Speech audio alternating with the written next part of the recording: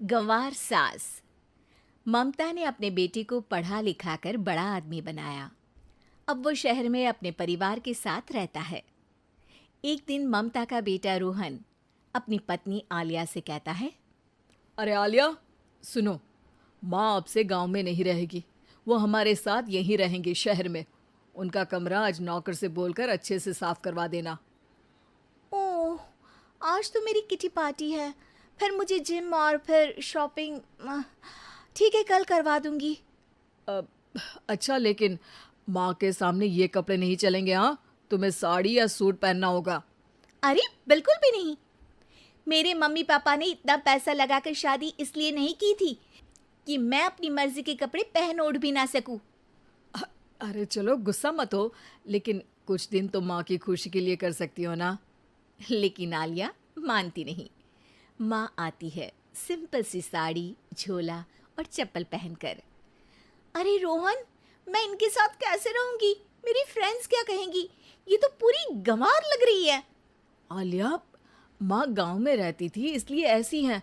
तुम आज ही माँ के साथ जाकर उनकी पसंद की शॉपिंग करवा देना। इनके साथ घर के अंदर रहना मुश्किल है, बाहर तो मैं कभी भी ना जाऊं। रोहन को आलिया पर गुस्सा आ जाता है। माँ, ओ माँ। हाँ बेटा।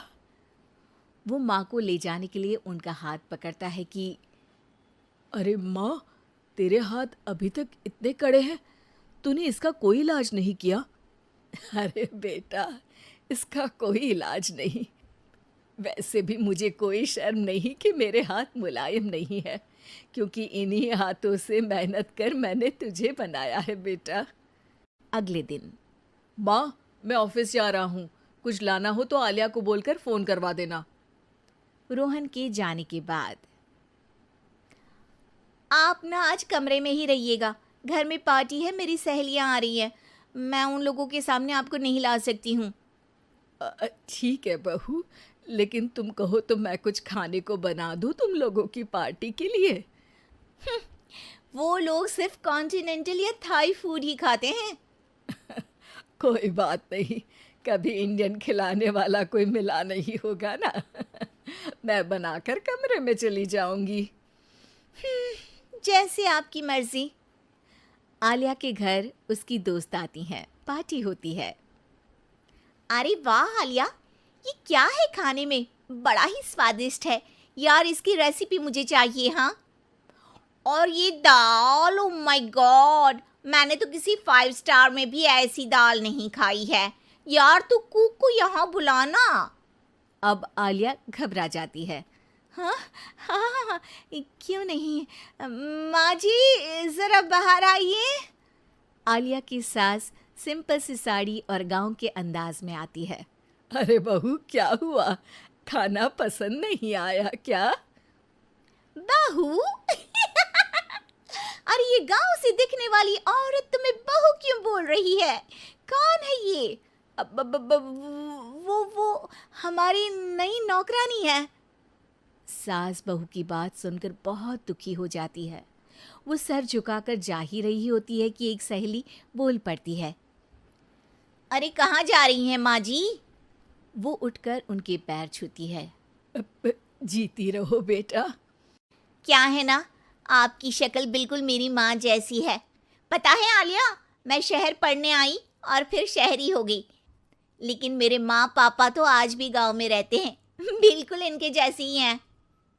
आप यहाँ बैठिए ना आंटी, आप सच में बड़ी खूबसूरत है और आपके हाथ का खाना तो लाजवाब है। काश ये मेरी सास होती। सभी सहेलियां सास को घेर कर बैठ जाती हैं और उनसे खाने की रेसिपी पूछ रही होती है कि तभी घर की बेल बजती है और रोहन आता है। अरे क्या बात है, आज आप लोग हमारे घर में? और ये लोग तो मुझे आलिया से ज्यादा माँ की सहेलियाँ लग रही हैं। क्या ये आपकी माँ है? लेकिन आलिया ने तो कहा कि ये उनकी नौकरानी है और इन्होंने भी नहीं बताया। वो नहीं बताएंगी, क्योंकि उनके लिए बच्चों की इज्जत और उनकी खुशी सबसे पहले है। मुझे माफ कर दो, मुझे इन्हें तुम लोगों से मिलवाने में शर्म आ रही थी कि तुम लोग क्या कहती? अरे अब तो हमें शर्म आ रही है कि तुम हम लोगों की सहेली हो। हाँ, जो माँ जैसी सास को नौकरानी बोले वो हमारी सहेली नहीं हो सकती। ये बोलकर सभी वहां से जाने लगती है कि सास बोलती है, आलिया की तरफ से मैं तुम लोगों से माफी मांगती हूँ। उसने जो कहा उसके लिए मैं उसे माफ करती हूँ। अब तुम लोग भी उसे माफ कर दो, क्योंकि अगर तुम लोगों ने उससे दोस्ती तोड़ी तो फिर मेरे हाथ का खाना कैसे खाओगी?